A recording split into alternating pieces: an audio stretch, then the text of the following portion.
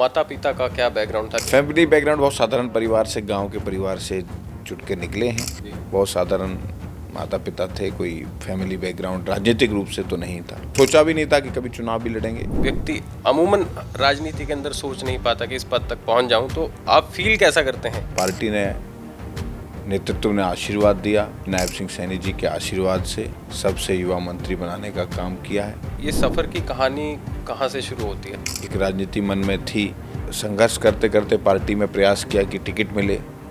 Party ने 2024 में हम पर भरोसा जताया। मोदी जी के आशीर्वाद से, नायब सिंह सैनी जी के नेतृत्व में सरकार बनी है और उसमें मंत्री बनने का मौका भी मिला। कम समय में आपने ये सब काम शुरू कर दिए थे, उस उम्र में जिस उम्र में अक्सर लोग इश्क किया करते हैं, तो आप उस दौर से कैसे गुजरे? 19 साल की उम्र से ही जर्नलिज्म करने का कैसे सोचा आपने? मास्टर्स की और उसके बाद डॉक्टरेट की, और एक बार इच्छा भी थी। कब ऐसा विचार आया कि हाँ, अब मैं पलवल के लिए तैयार हूँ? पहले से ही मैं प्रयास कर रहा था। 19 में भी मैंने टिकट मांगने का काम किया, लेकिन पार्टी ने, मंत्री जी, भारतीय जनता पार्टी ही क्यों? क्योंकि विचारधारा, चुनावों के दिनों में ये बात कही थी कि मैं पलवल को स्पोर्ट्स हब बनाने वाला हूँ, और विपक्षी पार्टियां और कुछ लोग अब ये कहते हैं कि वो चुनावी जुमला था। दुनिया में एक परसेप्शन है, खेल मतलब हरियाणा, हरियाणा मतलब खेल। आने वाले समय में पलवल की छवि आपको और अच्छी और अलग दिखाई देगी। अगर आप मंत्री ना होते, नेता ना होते, तो क्या होते? जर्नलिस्ट होते।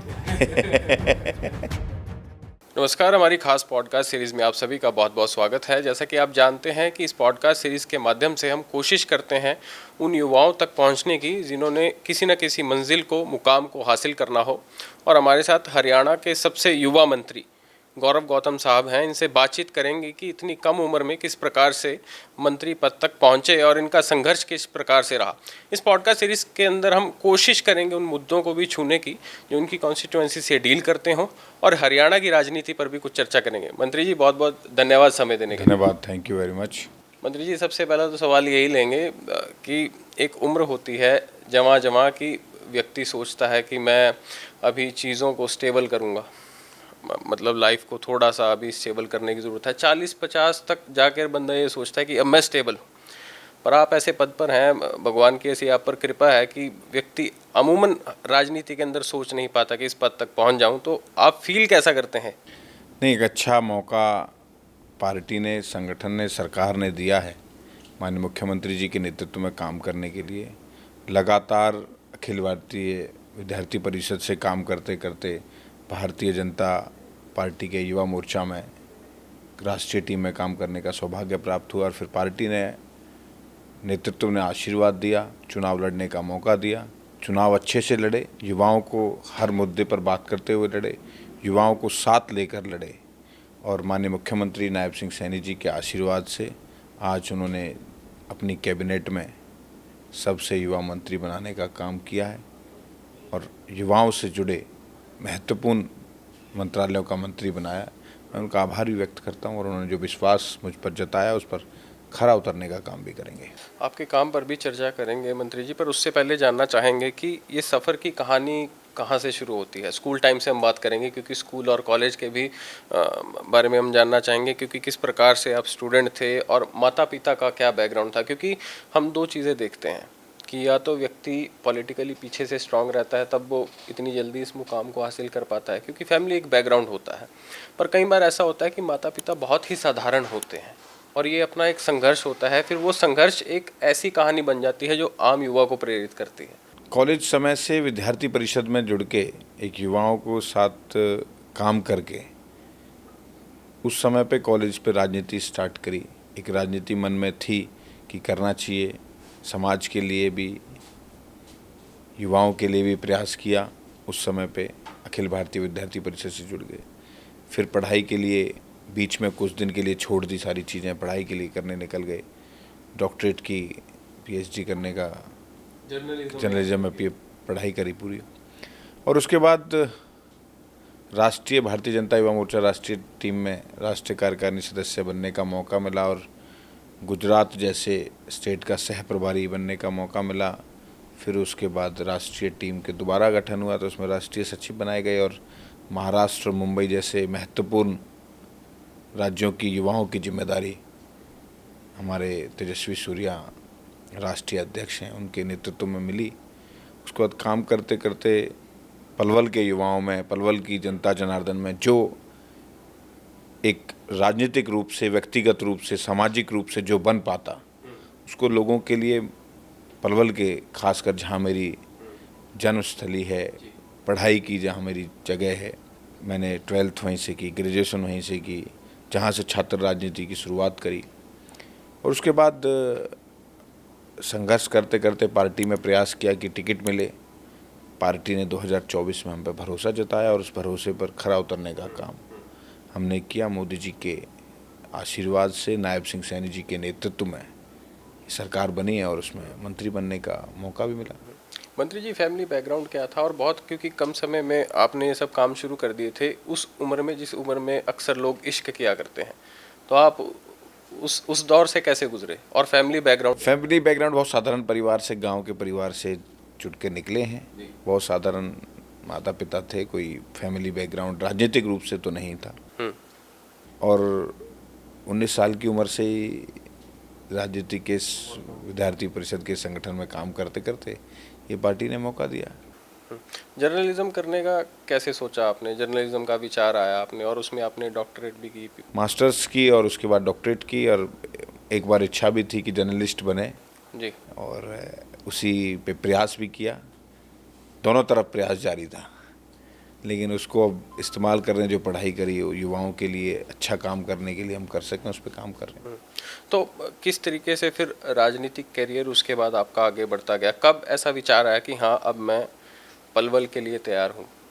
मैंने पहले भी प्रयास किया था, 2014 से पहले से ही मैं प्रयास कर रहा था। 19 में भी मैंने टिकट मांगने का काम किया, लेकिन पार्टी ने दूसरे साथी को मौका दिया और मुझे पार्टी में राष्ट्रीय टीम में जिम्मेदारी दी।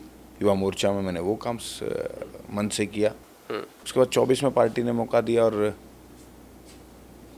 जब युवाओं के लिए, पलवल के लिए काम करने का, चाहे उन किसी भी मेरे साथी को ज़रूरत हो या पलवल के किसी वासी को कहीं लगता है था कि गौरव गौतम इस वक्त काम को करा सकता है या उसके पास जाने से कोई मदद मिल सकती है, तो मैं पूरी शिद्दत से और ईमानदारी से और निष्ठा से उस व्यक्ति का काम करने का प्रयास करता था। और लगातार सामाजिक कामों में लगाव रहा हो या सामाजिक कामों में अपनी भागीदारी रही हो, चाहे पूर्व सैनिकों के साथ हो, चाहे वन महोत्सव के माध्यम से पर्यावरण की बात हो, युवाओं के माध्यम से यूथ पार्लियामेंट की बात हो, या और सनातन संस्कृति को मजबूत करने के लिए, चाहे अपने सनातन संस्कृति को मजबूत करने के लिए, अपनी संस्कृति को मजबूत करने के लिए उन संगठनों के साथ काम करना हो, ये मौका मिला। लोगों ने माना कि हम कर सकते हैं, तो हमने करने का प्रयास किया, फिर उन्होंने भरोसा जताया और आज इस पद पर बिठाने का काम भी किया। मंत्री जी, भारतीय जनता पार्टी ही क्यों? क्योंकि विचारधारा, क्योंकि ज़रूरी नहीं था कि उस समय भारतीय जनता पार्टी थी और अन्य पार्टियां भी सत्ता में थी। संगठन की राजनीति से जुड़े और एबीवीपी की राजनीति से जुड़े, तब विद्यार्थी परिषद की तो कांग्रेस सत्ता में थी, लेकिन कोई ऐसा मन नहीं था। जो विचारधारा है, राष्ट्रीय प्रेम और हिंदुत्व की जो विचारधारा है, सनातन संस्कृति को मजबूत करने की जो विचारधारा है, उससे हमें जुड़ाव मिला कि इसी पार्टी में, इसी संगठन में साथ रहकर ही समाज की सेवा करी जाए, अच्छा काम किया जा सके। तब तो सोचा भी नहीं था कि कभी चुनाव भी लड़ेंगे, बस उसकी विचारधारा से जुड़कर हमने काम किया, तो आज बढ़ते बढ़ते यहाँ तक बात पहुँच गई। तब तो कोई मध्यम परिवार से तो सोचा भी नहीं था कि चुनाव भी लड़ पाएंगे कभी। पंच का चुनाव भी मेरे परिवार में किसी ने नहीं लड़ा। बिल्कुल। तो मंत्री जी, अमूमन तौर पर जब आप एक मध्यम वर्गीय परिवार से होते हैं, मिडिल क्लास फैमिली से होते हैं, तो कमाई का एक बड़ा प्रेशर आपके सिर पर रहता है। तो परिवार वाले और रिश्तेदार बोला नहीं करते थे कि आप किन कामों में लग गए हैं, कुछ ढंग का काम कीजिए? हाँ, बिल्कुल स्वाभाविक रूप से परिवार वाले बोलते भी हैं, लेकिन उस समय पे मैं जॉब में भी था, थोड़ा पैसा मिलता था, लेकिन मैं अपने ऊपर ही खर्च करता था। मैं रिसर्च वर्क में काम करता था। तब मुझे यूनिवर्सिटी में, जिस यूनिवर्सिटी में पढ़ता था, पीएचडी कर रहा था, तब उम्र रही होगी 22-23 साल की। तब से मैं काम में लगा, थोड़ा पैसा मिलता था, उसी से अपने ऊपर ही खर्च करता था। परिवार का ऐसा प्रेशर नहीं था कि कोई हमें कमा के दे, लेकिन अपने जीवन को आगे ले जाने के लिए, अच्छा करने के लिए पढ़ाई कर रहा था कि भाई ये पढ़ाई कर रहा तो इसका मतलब अच्छा ही करेगा कुछ ना कुछ। तब उस इन बिटवीन कोई पैसा ऐसा राजनीतिक रूप से बहुत खर्च नहीं हुआ। हम्म। तब तो साथियों के सहयोग से कार्यक्रम ऑर्गेनाइज होता थे, उसमें अपन हिस्सा लेते थे जाके, तो उसी से राजनीतिक अपेक्षाएं और उम्मीद बढ़ती गई और आगे बढ़ते चले गए। राजनीति की एक खास बात यह भी है कि एक दूसरे की टांग खींचने वाले अपने ही संगठन में बहुत होते हैं। अब मैं किसी एक संगठन की यहाँ पर बात नहीं कर रहा, तो कभी इस चीज़ को फेस किया हो या कई बार यूनिवर्सिटी टाइम में ही ऐसा मन में आया हो कि यार मैं किन कामों में लग गया, मैं अब इसको छोड़ता हूँ, कभी ऐसा? यूनिवर्सिटी के टाइम पे मैंने जब 4-5 साल कॉलेज में करने के बाद कोई ऐसा, उस समय तो सिर्फ संगठन के काम में लगे होते, कोई राजनीतिक काम तो था नहीं जिसमें टांग खिंचाई होगी। लेकिन मैं ऐसा मानता हूँ कि राजनीति का हिस्सा है ये, इसमें छोटी चीज़ें चलती रहती हैं। कोई इसमें आप अगर इस बात को बुरा मानेंगे और इस बात से परहेज करेंगे और इस बात से दूर भागेंगे तो इस चीज़ से मुझे लगता नहीं कोई राजनीतिक रूप से बच सकता है। ये हर राजनीतिक संगठन में छोटी मोटी चीज़ें होती रहती, क्योंकि जब कहावत है कि जब 4 बर्तन रहते हैं तो खड़कते भी। बिल्कुल। आपकी जर्नी क्योंकि उन लोगों को भी इंस्पायर कर सकती है जो आज के समय में कॉम्पिटिटिव एग्जाम्स की तैयारियां कर रहे हैं, चाहे वो यूपीएससी हो, आईएएस हो। ज़िंदगी में प्लान ए और प्लान बी का होना कितना ज़रूरी है आपके हिसाब से? मान लीजिए गौरव गौतम आज मंत्री ना होते, एमएलए ना होते, पॉलिटिशियन ना होते, तो वो क्या होते? नहीं, लक्ष्य की और मतलब कोशिश थी कि बनना है तो उस की तरफ आगे बढ़ते गए। प्लान बी की तरफ सोचा नहीं ज़्यादा। प्लान बी ऐसा नहीं सोचा कि भाई पढ़ाई है फिर उसके बाद दूसरी चीज़ें तो अवेलेबल हैं, लेकिन जो मजबूत लक्ष्य है उसकी प्राप्ति के लिए तो मेहनत तो करनी पड़ेगी। तो पूरी मेहनत करी, मन ईमानदारी से मेहनत करी, और जो भी काम पार्टी ने दिया, राष्ट्रीय नेतृत्व ने दिया, बड़े नेताओं ने दिया, वो काम बहुत ही शिद्दत और ईमानदारी से किया, और मुझे लगता है कि उसका फल मिलता ही है अगर आदमी ईमानदारी से काम करता है, मजबूती से। प्लान बी तो आदमी पढ़ाई करता है तो आदमी अपने उसको तो कुछ। मेरा सवाल यही था कि अगर आप मंत्री ना होते, नेता ना होते, तो क्या होते? जर्नलिस्ट होते। तो हमारा कंपटीशन बढ़ जाता। जिसमें पढ़ाई कर रहे थे उसमें कुछ ना कुछ एक्सपर्टीज घोषित करते, कोशिश करते। फिर भी एक सेफ ऑप्शन आप लेकर चले। नहीं, उसमें क्या है, पढ़ाई जो कर रहे हैं फिर तो आदमी के पास दूसरा ऑप्शन भी, पढ़ाई के साथ साथ तो हमेशा। अब आईआईटी वाले लोग इतने बड़े नेता हमारे हैं, इतने पढ़े हुए लोग हैं, वो ना होते तो क्या होते, वो आईआईटीएन होते, कुछ अच्छे समाज के लिए काम कर रहे होते। तो इसमें कोई प्लान बी हर किसी व्यक्ति के पास रहता है, मैं ऐसा मानता हूँ, क्योंकि वो पढ़ाई करता है और बिजनेस करता है, अपना काम करता है, तो प्लान बी सोच के चलता होगा वो। आप युवा मंत्री हैं और आपसे ये बात करना बिल्कुल लाजमी है कि हमारा युवा वाकई में आज के दौर में एंग्जाइटी और डिप्रेशन का शिकार हो रहा है, और उसका कारण ये है कि सोशल मीडिया पे हम देखते हैं कि 4 दिन के लिए कोई जी वैगन ले आया, कोई बड़ी गाड़ी ले आया, तो एक युवा जो घर के अंदर बैठा है, नाकामयाब है, वो ये सोचता है कि यार वो 19 साल की उम्र में ये करके ये ले आया और मैं यहाँ बैठा। और ये भी देखने की बात है कि सोशल मीडिया पे कंटेंट ऐसा हो गया है जो हमें लेज़ी बना रहा है और स्क्रोलिंग की तरफ अग्रसर करते हुए हमारे ब्रेन को डेड करता नज़र आ रहा है। और इन्हीं चीज़ों से जुड़ी बात करें तो कहीं ना कहीं ये समाज के लिए भी घातक साबित हो रहा है। बेशक चाइना से हम अपना कंपैरिजन ना करें, पर चाइना अपनी पब्लिक के लिए, जो उनकी आम जनता है, कंट्रोल्ड सोशल मीडिया यूज़ करता है, यानी कि बच्चों को वो चीज़ें दिखाई जाएं कि जो उनके भले की हों। सेक्सुअली एक्सप्लिसिट कंटेंट जो रहता है उनसे दूर रखा जाता है, गाली गलौज से दूर रखा जाता है। तो आपको नहीं लगता कि हमें भी इस चीज़ की और कोई ना कोई प्रस्ताव या कोई ऐसी चीज़ें पारित करनी चाहिए स्ट्रिक्टली, जिनका इम्प्लीमेंटेशन ग्राउंड पे नज़र आए? नहीं, देखो, भारत जैसे देश में रह के अगर कोई युवा डिप्रेस्ड हो जाए तो ये कोई ठीक बात नहीं है, क्योंकि भारत तो ऐसा देश है जिसकी विविधताएं इतनी हैं फिर भी एकता में बंधा हुआ है। हर कुछ किलोमीटर बाद यहाँ मौसम बदल जाता है, लोग बदल जाते हैं, भाषा बदल जाती है, तो आदमी ऐसे ही आनंद की अनुभूति में रहता है। लेकिन आने वाले समय में जिस प्रकार से देशी से बदलता हुआ समय है, टेक्नोलॉजी का माध्यम है, तो मैं ऐसा मानता हूँ कि आने वाले समय में टेक्नोलॉजी स्वाभाविक रूप से एक बड़ी, हर चीज़ के लिए एक बहुत इम्पोर्टेंट बनने जा रही है। युवाओं को इसको सीखते हुए, इसको जानते हुए, इसको पहचानते हुए आगे बढ़ना चाहिए, और अपने शारीरिक चीज़ का भी ध्यान रखना चाहिए कि शरीर, क्योंकि सबसे पहला मन सबसे पहले ज़रूरी, अगर स्वस्थ शरीर रहेगा तो स्वस्थ मन रहेगा, और स्वस्थ मन रहेगा तो स्वस्थ समाज बनाने के लिए अच्छा काम कर सकेगा। तो टेक्नोलॉजी के साथ साथ उसका ओवर यूज ना हो, उसको सीखना और जानना और उसका किस प्रकार से काम होता है वो जानना बहुत ज़रूरी है युवाओं के लिए। आने वाले बदलते हुए परिदृश्य में तो ये आईटी और एआई के ज़माने में तो बहुत ज़रूरी है। बिल्कुल। हर चीज़ की जानकारी बहुत ज़रूरी है, क्योंकि जिस प्रकार से समय तेज़ी से परिवर्तित हुआ, दुनिया जिस तेज़ी से आगे बढ़ रही है, आदत ना बने, समझदारी बने, मेरा ऐसा मानना है। और उसमें सरकार का क्या इनिशिएटिव हो सकता है? इसमें मैं एक और चीज़ ऐड करता हूँ, नशा और गुंडागर्दी। इसमें कहीं ना कहीं हम ये मानते हैं कि मीडिया वालों का भी बहुत रोल रहता है कि हम किन्हीं अखबारों की हेडलाइन पढ़ें तो छोटे से छोटे गली के गुंडे को भी गैंगस्टर बना देता है मीडिया, हम ये एडमिट करते हैं। और हाल ही में यमुनानगर में कुछ कांड हुआ था, तो हमने उसमें देखा, खुद इन्वेस्टिगेशन की, एसटीएफ से चर्चा हुई, वहाँ पर जाकर बात की, तो हमने ये जाना कि गानों से और सोशल मीडिया से प्रमोट होकर कि एक युवा है, जैसे आपने सोच लिया 19 साल की अवस्था में कि यार मैं कुछ ज़िंदगी में हासिल करूँगा, अपनी जनता के लिए कुछ करूँगा, एनर्जी जो है सही रास्ते पर चैनलाइज हो गई। पर एक युवा है जो लॉरेंस बिश्नोई को देखता है, बड़े किसी गैंगस्टर को देखता है, शहजाद भट्टी को देखता है कि यार इनकी तो वाह वाह हो रही है, वो उस रास्ते पर चल जाता है। तो आपको नहीं लगता कि बीइंग युवा मंत्री, और आपके पास तो विभाग भी ऐसे हैं जो कहीं ना कहीं एक अच्छा इम्पैक्ट डालते हैं, कि युवाओं के लिए, हरियाणा के युवाओं के लिए स्पेशली कुछ ऐसी मुहिम चलाई जाए जिससे वो इन चीज़ों से बच सकें?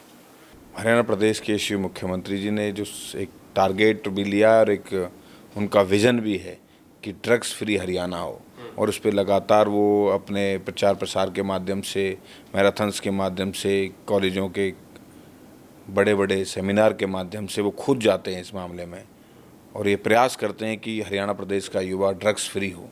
क्योंकि मैं पहले ही बोल चुका हूँ, क्योंकि ड्रग्स और नशा एक ऐसी, इससे पीढ़ियाँ खराब होती हैं, समाज खराब होता है, और पीढ़ियाँ जब खराब होती हैं, युवा जब खराब होता है, तो एक खुद युवा खराब नहीं होता, पूरा परिवार खराब होता है, रिश्तेदार खराब होते हैं।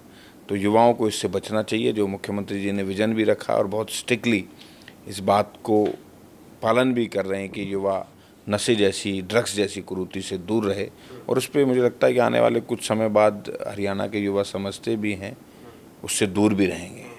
और जिस प्रकार के युवाओं को, जो दूसरी बात आपने कही अपराध की दुनिया में जाने का, ये कुछ दिन तो युवाओं को ऐसा लगता है कि बहुत अच्छा होगा, लेकिन कुछ दिन बाद इसके परिणाम बहुत बुरे हैं।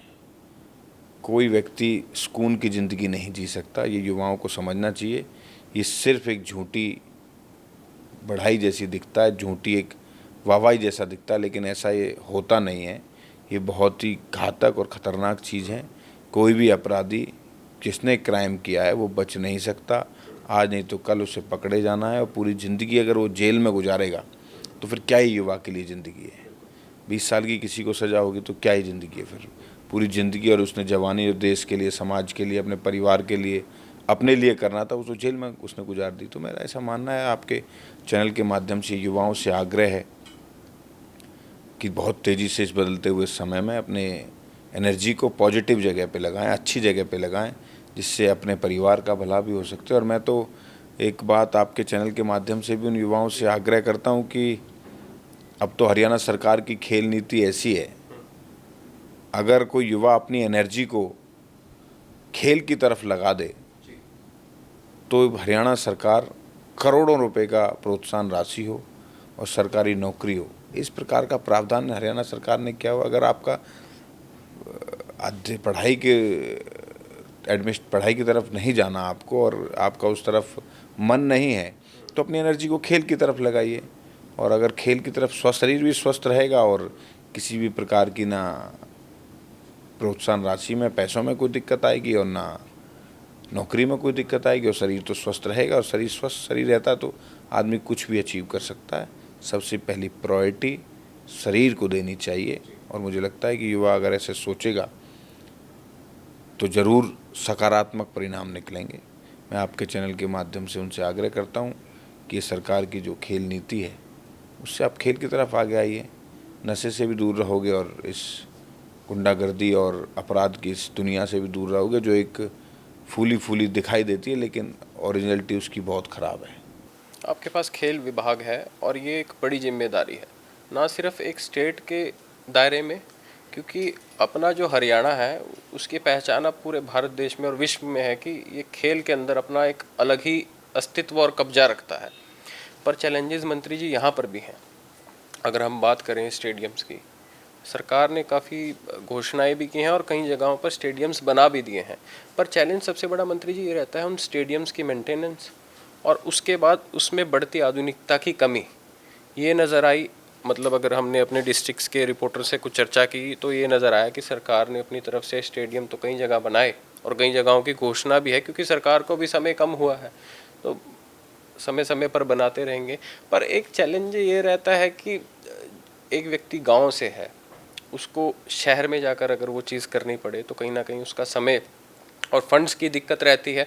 और दूसरा, एक गरीब खिलाड़ी वो हर खेल को अफोर्ड नहीं कर पाता, तो गरीब खिलाड़ियों के लिए भी आपकी सरकार कुछ करेगी? एक तो हमें इस बात का गर्व है कि 150 करोड़ का है भारत, हमारा देश, और इसमें 2.2% की आबादी का हरियाणा, और 60% से ज़्यादा मेडलों पर हरियाणा का कब्जा रहता है।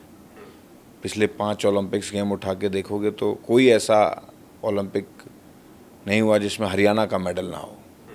ये हमारे खिलाड़ियों की ऊर्जा और हरियाणा के युवा खिलाड़ी का उत्साह है। और मैं मानता हूँ कि यहाँ खेल नीति भी जिस प्रकार से नायब सिंह सैनी सरकार ने बनाई है, उसका भी एक परिणाम है। जब व्यक्ति को प्रोत्साहन होता है तो नौकरी मिलती है तो स्वाभाविक रूप से वो पूरी एनर्जी और ताकत से खेलता है। और रही अब स्टेडियम्स की बात, तो हमारी सरकार ने प्रयास किया है कि हम अच्छा और बेहतरीन इंफ्रास्ट्रक्चर खिलाड़ियों को दें, और कुछ स्टेडियम्स की जो ठीक कम हालात हैं उसको ठीक करने के लिए, उसके रिपेयर मेंटेनेंस के लिए जल्दी ही मुझे लगता है कि टेंडर लागू होकर उनकी मेंटेनेंस स्टार्ट हो जाएगी। ये हमने इसका एक ब्लूप्रिंट तैयार कर लिया और जल्दी इम्प्लीमेंट करेंगे। रही ग्रामीण प्रतिभा के और गरीब बच्चों को खेलने की बात, मुझे लगता है कि पूरे देश में पहली ऐसी स्कीम होगी खेल को लेकर। खेल नर्सरियों के माध्यम से 2000 खेल नर्सरियाँ, 1500 हम दे चुके हैं, 500 और देने वाले हैं जी। और उसमें खिलाड़ी को भी पैसा मिलता है और कोच को भी तनख्वाह सरकार देती है। खिलाड़ी की डाइट का पैसा सरकार देती है जी। तो मुझे लगता है कि उस प्रतिभा को निखारने के लिए और गरीब और ग्रामीण आंचल में छुपी हुई जो प्रतिभा है उसको निकालने के लिए इससे बड़ी बेहतरीन और अच्छा स्कीम कोई हो नहीं सकती। किस तरीके से इसका इम्प्लीमेंटेशन है, एलिजिबिलिटी क्राइटेरिया? उसमें एनआईओएस का कोच होना चाहिए, ग्राउंड होना चाहिए और बच्चों का ग्रुप होना चाहिए। 25 बच्चे एक नर्सरी में होने चाहिए और इंफ्रास्ट्रक्चर को ठीक करने के लिए सुचारू रूप से वो चले, क्योंकि जब जहाँ जिस जगह पर लोगों का आवागमन रहता तो स्वाभाविक रूप से 50% चीज़ें ऑटोमेटिक ठीक रहती। सामाजिक संस्थाएं भी बहुत सहयोग करती हैं। स्वाभाविक रूप से सरपंच पंचों, जिला परिषद हो या गांव के कुछ अच्छे उद्योगपति जो और कोई खिलाड़ी में खेल में इंटरेस्ट रखने वाले लोग जो संपन्न हैं, वो भी उनका ध्यान रखते हैं और कुछ ना कुछ करते हैं। हमने उन खेल नर्सरियों को कहा है कि आप राजीव गांधी जो खेल परिसंस हैं उसमें आप अपनी नर्सरी लगाइए, जिससे कोई मेंटेनेंस की दिक्कत होगी तो सरकार भी पैसा देगी और जहाँ बच्चे आवागमन स्टार्ट करेंगे तो ग्राउंड्स ऑटोमेटिक बन जाते हैं, खेल स्टार्ट हो जाता है। तो मैं ऐसा मानता हूँ कि गरीब और ग्रामीण आंचल की प्रतिभा को निखारने के लिए ये बहुत अच्छी नायब सिंह सैनी सरकार की स्कीम है। खेल नर्सरियाँ, खेल नर्सरी बनाने से हर गांव के युवा तक, हर व्यक्ति युवा तक 50,000 से ज़्यादा युवा इसमें प्रैक्टिस करते हैं इन खेल नर्सरियों में। जी। आप देखोगे कहीं खेल नर्सरी में कभी जाके इस बात को आप कवर करिएगा, शाम को ज़्यादातर स्टेडियम में रौनक आपको खिलाड़ियों को दिखाई देगी और कुछ इंफ्रा में कोई दिक्कत आती है तो उसको हम समय समय पर पूरा करते हैं। मंत्री जी, एक और चीज़ है, जैसे कई कंट्रीज़ ने ये सिस्टम किया है, यूरोप के अंदर भी हम देखें या यूके के अंदर भी ये सिस्टम है कि अगर सरकार को ये नज़र आता है कि हाँ ये खिलाड़ी हमारा भविष्य है, मतलब अच्छा खेल रहा है, तो वो उसको एक तरीके से अलाउंस यानी कि मंथली एक भत्ता देना चालू कर देती है। जैसे हरियाणा में बेरोज़गारी भत्ता भी है, बुढ़ापा पेंशन भी है। तो आपको लगता है कि वो खिलाड़ी जो ये टेंशन में है कि यार मेरा पिता अस्पताल में है, माता बेरोज़गार है और मैं जवान बच्चा हूँ, अब कमाऊँ या खेलूँ, ये बड़ा चैलेंज है एक खिलाड़ी के लिए। तो आप सोचते हैं या आपने कोई ऐसा विज़न तैयार किया है कि इन खिलाड़ियों के लिए तो मैं अपने इस कार्यकाल में ये चीज़ करके जाऊंगा? हमने एक मिशन 2036 मिशन 2036 36 काफ़ी लंबा है। अब मैं उसकी पूरी ब्रीफ आपको देता हूँ। 2036 जब ओलंपिक होंगे जिसकी मेज़बानी भारत करेगा, और 36 मेडल हरियाणा से कैसे आए, उसकी तैयारी हमने आज से शुरू करी है। और उसके लिए माननीय मुख्यमंत्री जी ने 20 करोड़ का पहला बजट प्रावधान उसमें कर दिया है। उन युवाओं को 8 साल की उम्र से 13 साल, अंडर 14, अंडर 16, अंडर 13, इस प्रकार के युवाओं को बचपन से ही उस मिशन ओलंपिक जो 2036 की स्कीम है विजयी भाव, उसमें हर प्रकार का उनका पालन पोषण हो, उनकी डाइट हो, उनके खेलने के लिए कोचेज हों, उनके लिए स्पोर्ट्स साइंस के माध्यम से उनकी टेक्नोलॉजी का इस्तेमाल हो, उनकी मेडिकल की हेल्थ चेकअप का काम हो, सब कुछ। जब 13 साल का युवा आज से खेलेगा तो 2036 में जब ओलंपिक होंगे तो हरियाणा की लिए मेडल लेकर आएगा। मेहनत तो युवा को ही करनी है, मेहनत तो वही करेगा, खिलाड़ी करेगा। बाकी सारी बेहतरीन सुविधा देने का काम हमारी सरकार कर रही है। और आने वाले समय पे जब अगर वो अच्छा खेलता है तो मैं ऐसा मानता हूँ कि ये सरकार प्रोत्साहन में कोई कमी नहीं छोड़ती है। जब खेलने के लिए बच्चे को डाइट के लिए पैसा दे रही है और कोच को फ्री, उसे सिर्फ खेलना ही है, सरकार सामान देगी, सरकार किट देगी, सरकार पैसा देगी डाइट का। ये काम तो मुझे लगता है कि खिलाड़ी को करना ही पड़ेगा। बिल्कुल बिल्कुल। गुरु का एक अहम योगदान होता है खेल के अंदर या किसी भी चीज़ के अंदर। तो कोचिज़ के लिए भी कुछ सोचा है कि हम कुछ बाहर से लेकर आएँ या इंडिया में ही? हमने अंतर्राष्ट्रीय कोच अब आएंगे बच्चों को ट्रेन करने के लिए।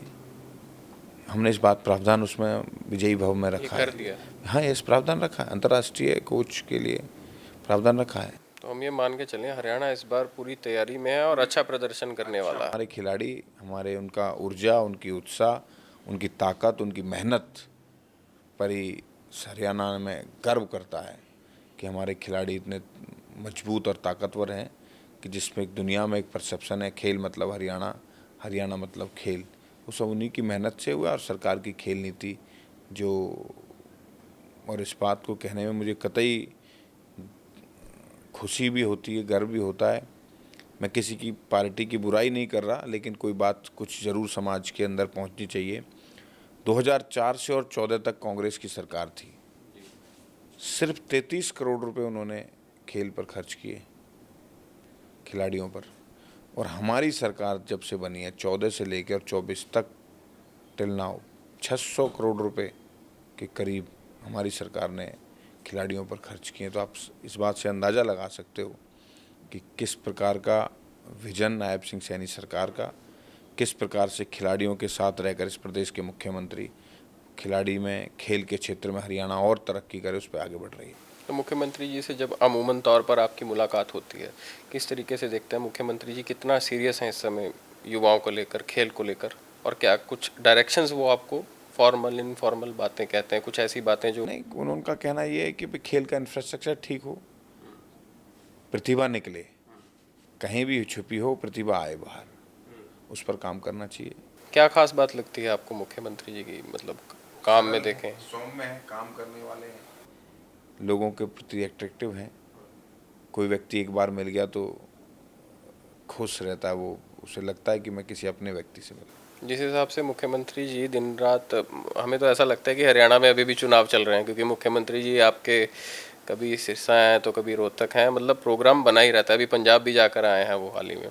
तो थकान नज़र आती है आपको मुख्यमंत्री जी के चेहरे पे?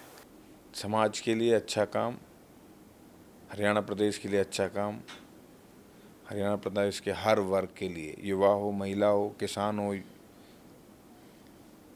गरीब हो, उसके उत्थान करने की जो, काम करने की जो ललक है, उसे थकान नहीं होती। मैं ऐसा मानता हूँ कि आप रात को 2 बजे भी इस प्रदेश के मुख्यमंत्री से मिलोगे, वही आपको फ्रेशनेस नज़र आएगी जो सुबह आप। और आपका क्या शेड्यूल रहता है मंत्री जी? सुबह से लेकर शाम तक काम करने का प्रयास है जी। कोई भी अगर यहाँ रहते हैं तो डिपार्टमेंट्स के काम, यहाँ लोग आते हैं, हरियाणा प्रदेश के लोग जो क्षेत्र में नहीं पहुँच पाते, यहाँ खिलाड़ी आते हैं, युवा आते हैं, और कहीं प्रदेश के लोग जो मिलना चाहते हैं वो यहाँ पर मिलते हैं।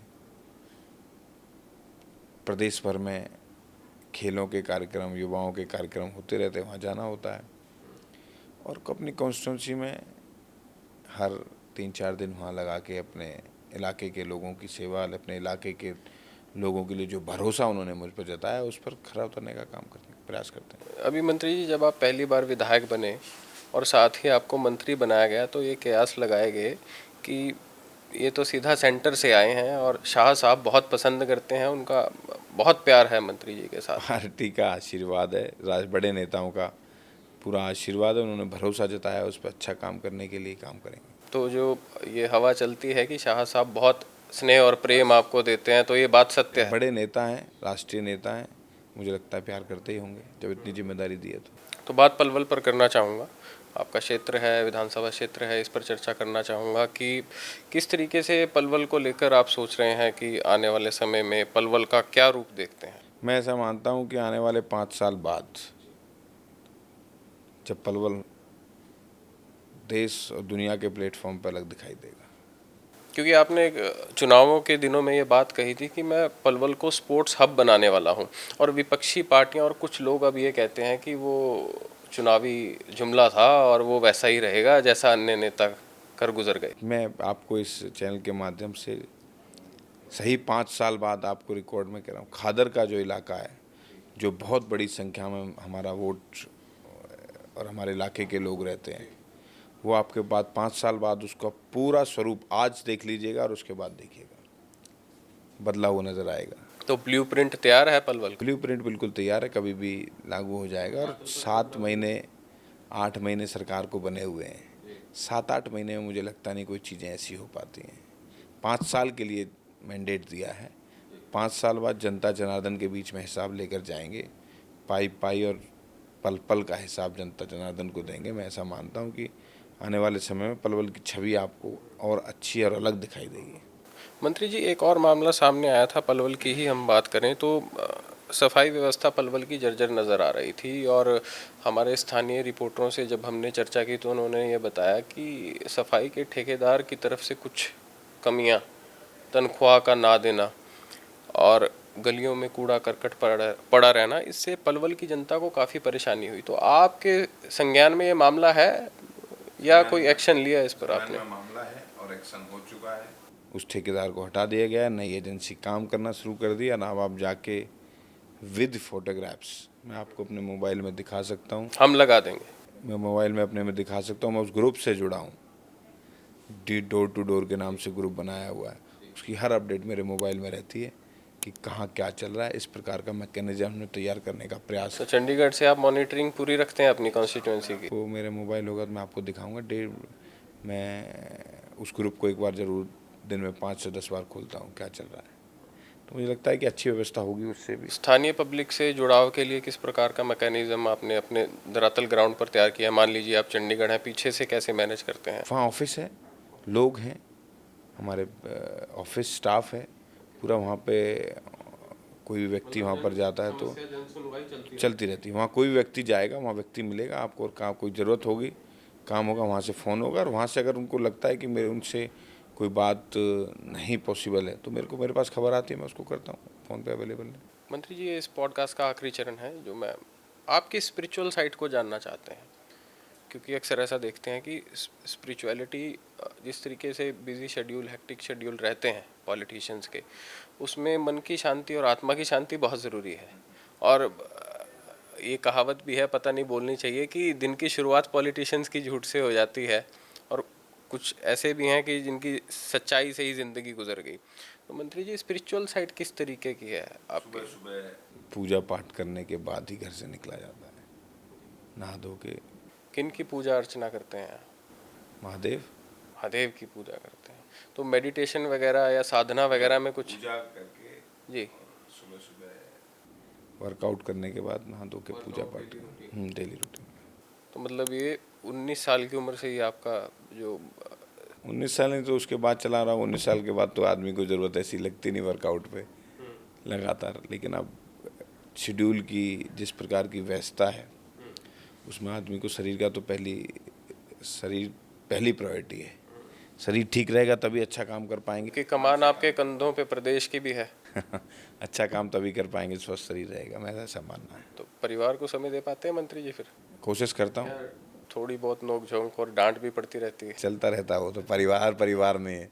एक कहावत है, हर घर में चूल्हे मिट्टी के चूल्हे हैं। जी, बहुत बहुत शुक्रिया मंत्री जी, आपने हमें समय दिया, बहुत बहुत शुक्रिया, धन्यवाद।